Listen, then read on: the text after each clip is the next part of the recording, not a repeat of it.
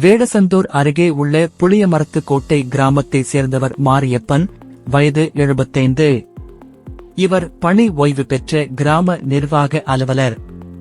இவர் தனது தோட்டத்து வீட்டில் மனைவி பத்மினியுடன் வசித்து வருகிறார்.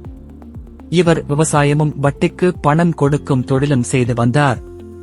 இவரின் தோட்டத்தில் கடந்த 2 ஆண்டுகளாக புலங்கட்டி நாயக்கனூர் பகுதியைச் சேர்ந்த கதிர்வேல் என்ற சிறுவன் வேலை பார்த்து வந்துள்ளார். மேலும் வட்டி பணத்தை வசூல் செய்து கொடுக்கும் வேலையும் செய்து வந்தார். இந்த நிலையில் கடந்த 11ஆம் தேதி மாரியப்பன் திடீரென உயிர் இழந்தார். வயது மூப்பின் காரணமாக மாரியப்பன் இறந்திருக்கலாம் என்று நினைத்த குடும்பத்தினர் அவரது உடலை அதே பகுதியில் உள்ள மயானத்தில் அடக்கம் செய்தனர்.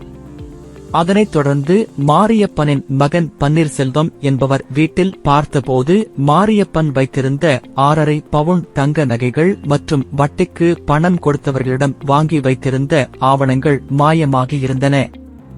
இதுகுறித்து கதிர்வேலிடம் பன்னீர் விசாரித்த போது அவர் முன்னுக்கு பின் முரணாக பதில் சொல்லியுள்ளார்.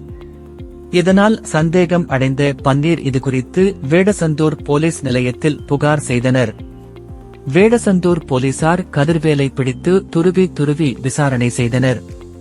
அப்போது கதிர்வேல் தென்னை மரத்திற்கு வைக்கும் பூச்சி மாத்திரைகளை குளிர்பானத்தில் கலந்து கொடுத்து மாரியப்பனை கொலை செய்ததை ஒப்புக்கொண்டார்.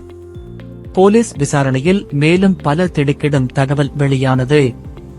மாரியப்பன் வீட்டில் வேலை பார்த்து வந்த கதிர்வேல் கடந்த 1 மாதத்திற்கு முன்னர் மாரியப்பன் வீட்டில் வைத்திருந்த 6.1 இன் கீழ் 2, 6.5 பவுன் தங்க நகைகளை திருடிச் சென்று வேடசந்தூரில் உள்ள ஒரு தனியார் வங்கியில் அடகு வைத்து 2.5 லட்சம் பணம் பெற்றுள்ளார். மேலும் அந்த பணத்தை தனியாக அவர் வட்டிக்கு கொடுத்து வசூல் செய்து வந்துள்ளார். வீட்டில் வைத்திருந்த தங்க நகைகள் மற்றும் ஆவணங்கள் மாயமானதால் தங்க நகைகளை நீ எடுத்தாயா என்று மாரியப்பன் கதிர்வேலிடம் விசாரித்துள்ளார்.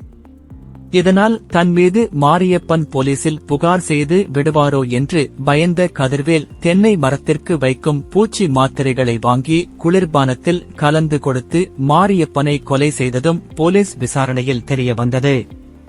அதனைத் தொடர்ந்து நேற்று போலீசார் அடக்கம் செய்த மாரியப்பனின் உடலை தோண்டி எடுத்து பிரேத பரிசோதனை செய்தனர். மேலும் கதிர்வேல் மீது போலீசார் வழக்கு பதிவு செய்து அவரை கைது செய்து சிறுவர் சீர்திருத்த பள்ளியில் அடைத்தனர்.